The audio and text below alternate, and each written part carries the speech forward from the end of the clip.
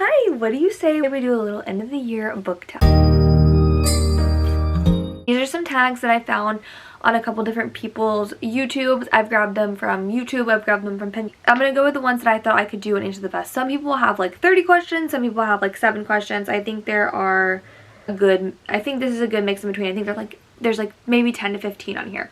So, most disappointing book of the year, I'm gonna have to say Alchemize, and I know a lot of you are gonna be upset with me about that, but it just, and again, I said this in one of my other videos, I started it and I just couldn't finish it, and it's not to say that like it's a bad book, it's just I couldn't really get into it. So for that reason, I'm gonna say no. I just really couldn't get into it. It was really heavy, and maybe I just like wasn't in the mood at that time, but I really went into it thinking it was going to be like one of the best reads of the year, like for me, and unfortunately it wasn't. And it's not to say that it's not a good book. I know so many people loved it, it's just it wasn't for me, and it was my like most disappointing because it was one of the books that I was most excited to read.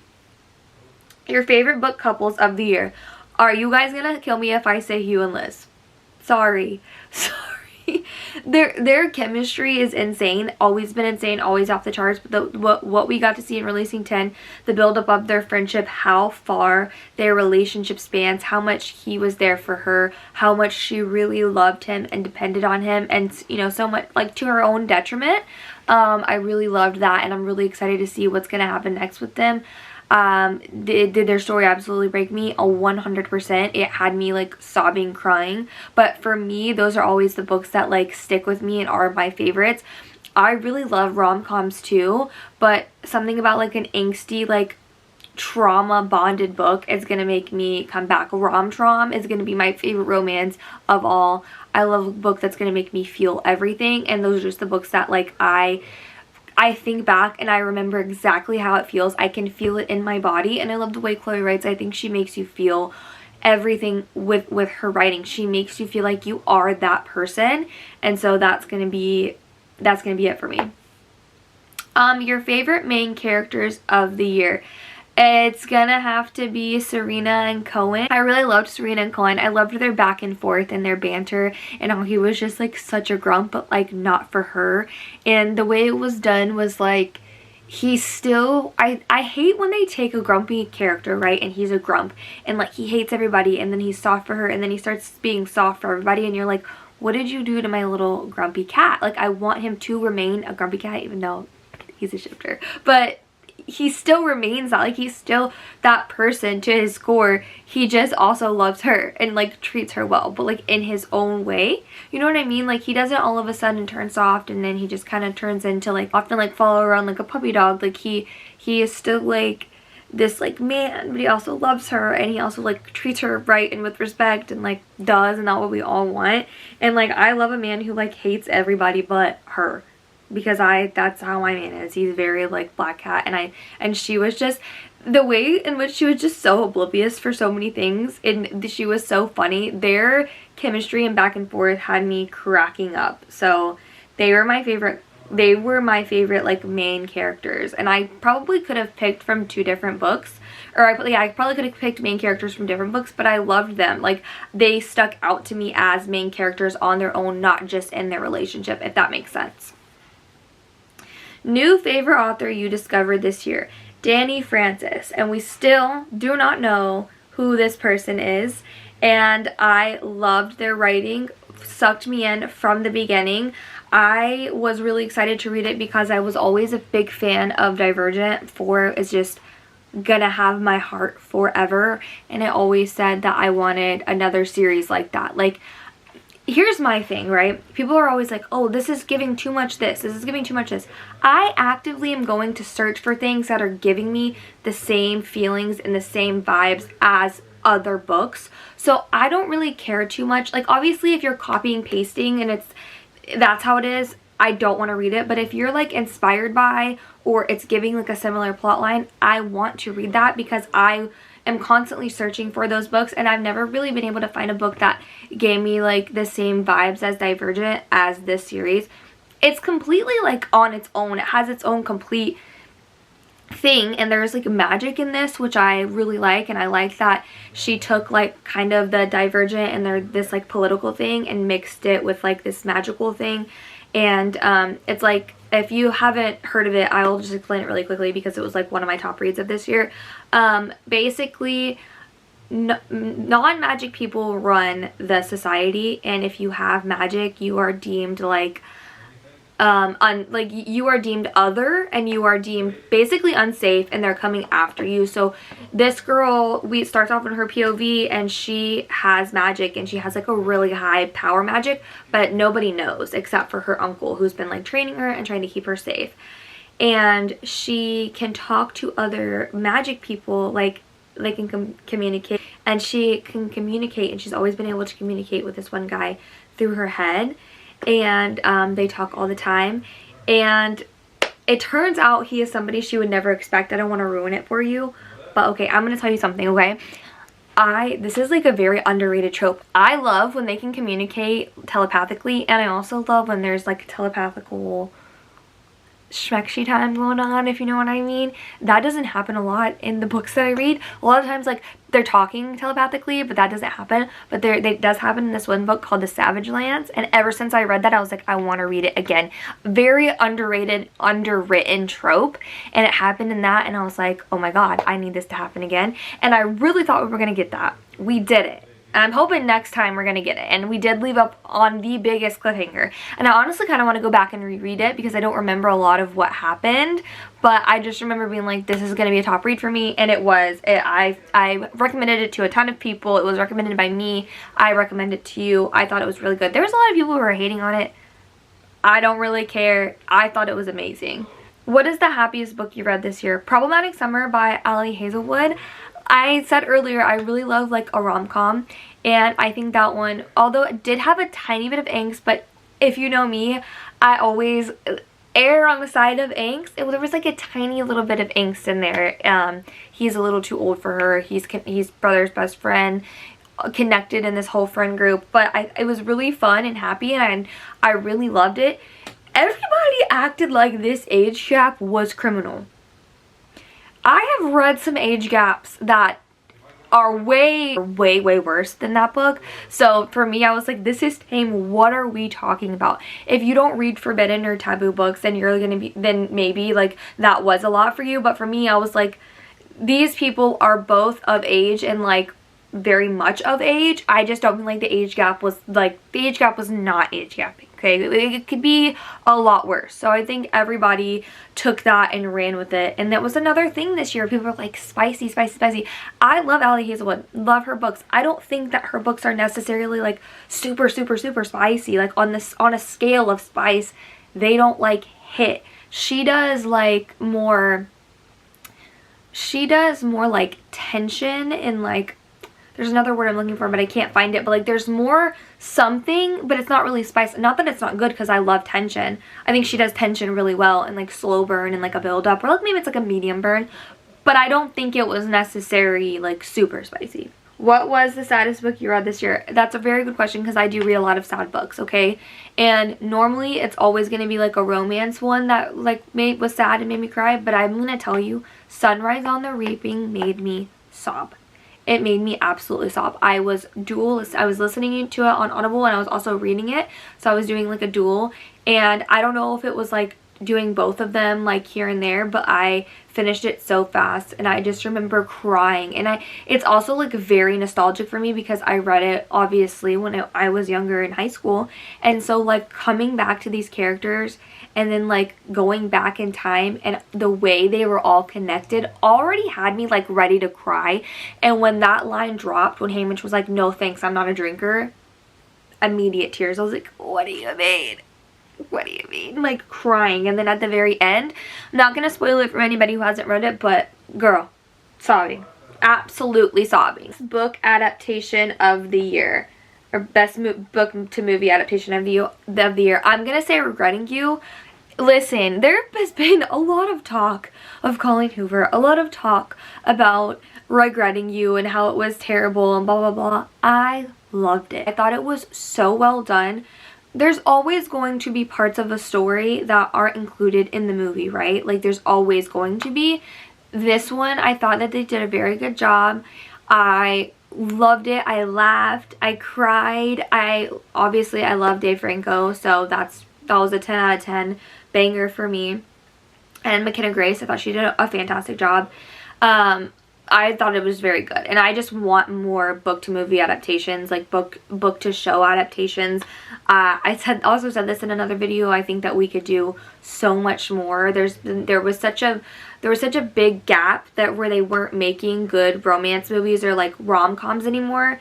I just think, like, pull from the books. Like, go look at popular books and make them into movies. A lot of people are like, I don't want popular books made into movies because they're never going to do it right. I want every single book I've ever read made into a movie or a show. Like, I just want to see the characters come to life. It doesn't even have to be that well done, if I'm being so for real with you. Like, it doesn't. I enjoy it. I love it. I have a good time. And, like, I'll just be super honest with you. The Summer I Turned Pretty, loved the series. Loved the show, the series. Like, I was obsessed with it. But, like, it was a lot different from the books. They did a really good job, but there was, like, a lot of stuff that I was like, wait, what? So, I'm just saying. And I loved it. That's my whole point. Like, I don't care how much I don't really care how much gets left out. I don't care how much they change. I just want to see the books that I love get the love and attention that they deserve and come to the big screen. A book you haven't stopped thinking about. Forced Proximity by Tate James and Jamin Eve. I have talked about this book with everyone, and I have told everybody to read it. And normally I will not recommend, I won't say like you need to read this. I'll say like, oh, wait for it to come out. I won't recommend a series until it's finished, but because it ends on a cliffhanger, and nobody wants to read a book that ends on a cliffhanger if there's going to be more out. Everybody wants to wait. We need to start reading books that are a part of a series when they're not finished, because it helps the author so much gauge interest. I think that's why a lot of the times we have authors who start these series that we love and then they end up not finishing them, or they end up working on something else because they're like, oh, people just didn't really like this didn't really hit, and so I'm not gonna continue writing it. There's something else that I'm maybe more passionate about or want to get out. I don't really know like how the process goes, but when it comes to this book, it was so good. It's like a little bit of like dark academia. It's set in this academy. This girl comes, she's like trying to start over. She meets these group of guys who like all seem like they hate each other, right? They all seem like they don't get along, that they don't like each other. Turns out they're like secret BFFs, right? Well, except for two guys are brothers. One is a professor and one is one of the guys that goes to the college with her. And they actually do hate each other. But like the other guys, they are all kind of get along strangely. And she starts forming these like bonds and relationships with them. And I love a like professor-student relationship. I love when there's that like forbidden trope that's in this. And then you've got like the guy who's like the president's son who has a girlfriend.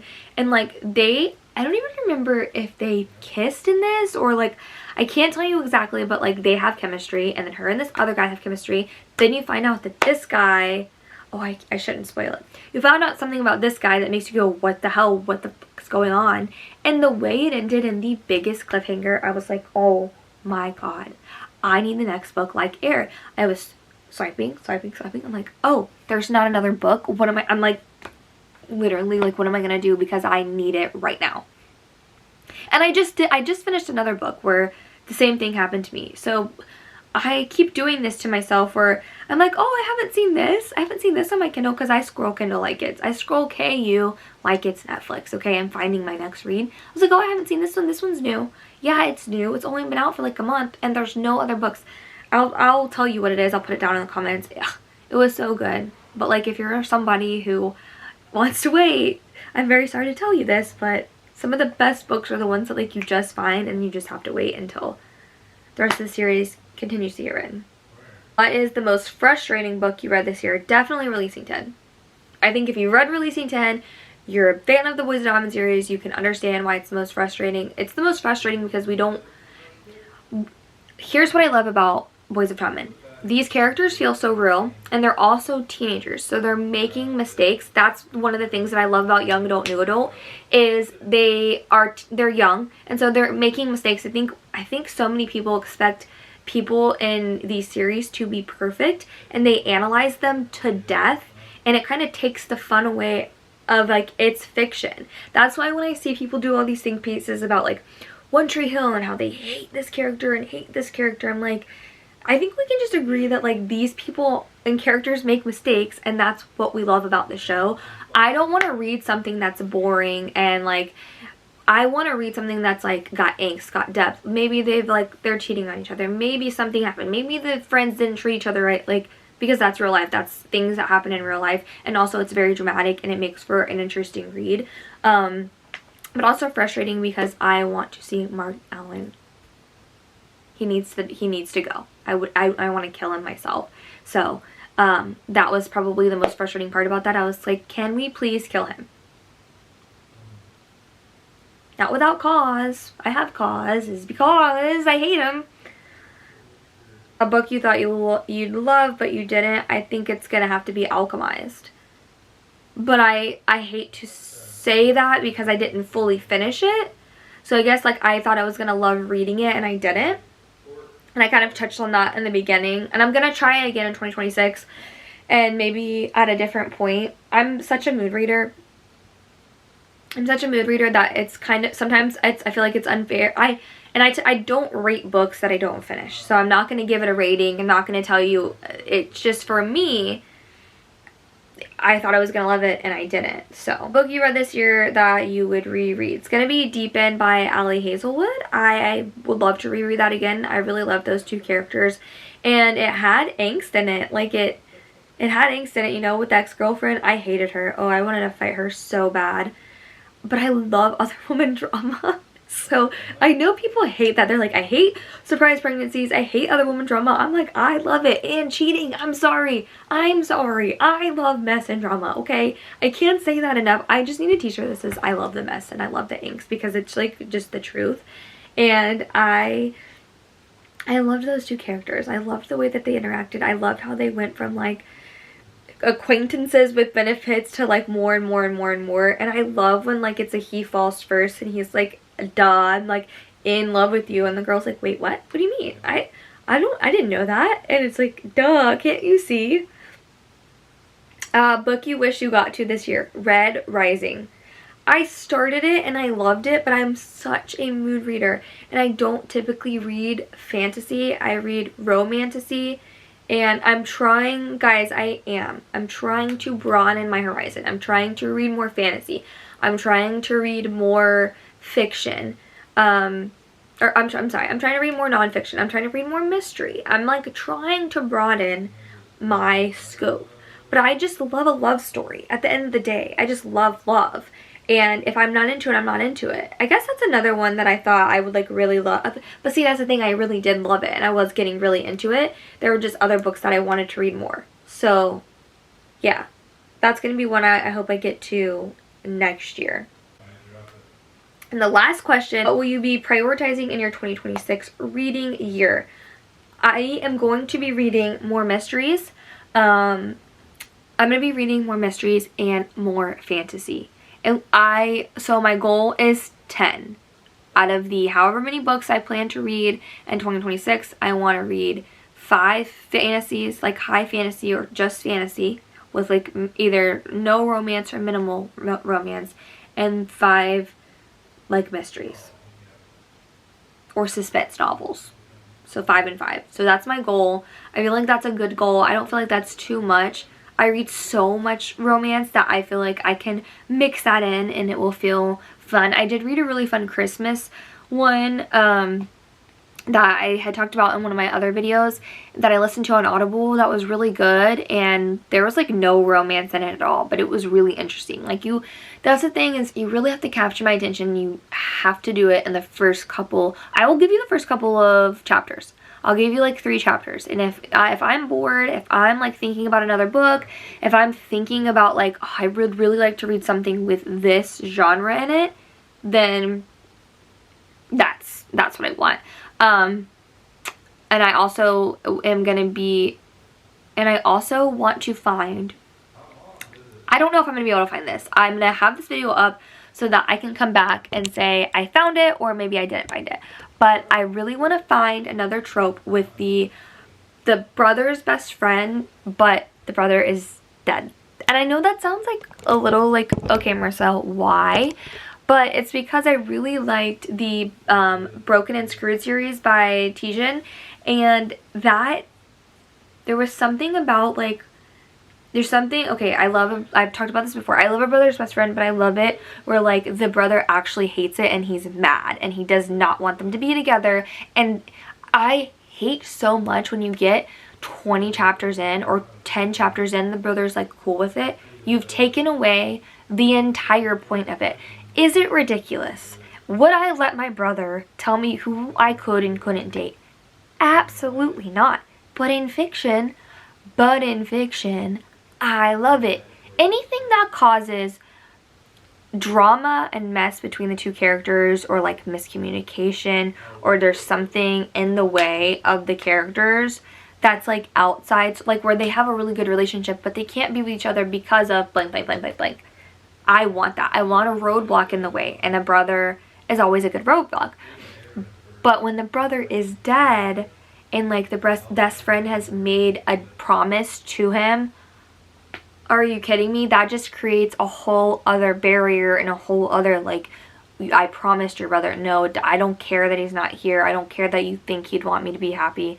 Especially when like the best friend's kind of like a player. The best friend like maybe made a mistake in his past, or the brother's like, dude, no way would I ever let you hear her. Like, you want him to be good enough where like, obviously if you're best friends with somebody, you hope that your brother or your family would surround each other, would surround themselves with people who they would want around you.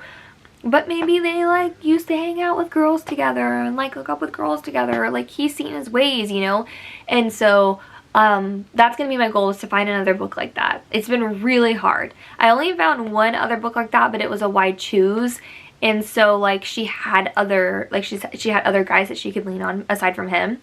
And I want it where like, I want super angst.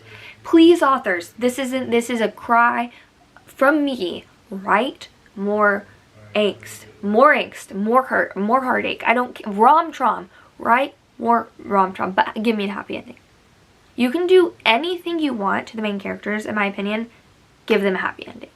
Especially if you're putting them through all of this. They deserve a happy ending, and I deserve a happy ending after I've just cried and snotted my nose and eyes out, okay? That's going to conclude my book tag. Tag your friends below. I want to see what you guys have to say. Let me know your thoughts on all of this. Let me know a book you're most excited to read next year. Let me know a book this year that like didn't hit like you thought it was going to hit. And let me know if you have read any books with the brothers, the best friend trope, because I am searching and I am in need. So this is me asking you. So I will see you next time.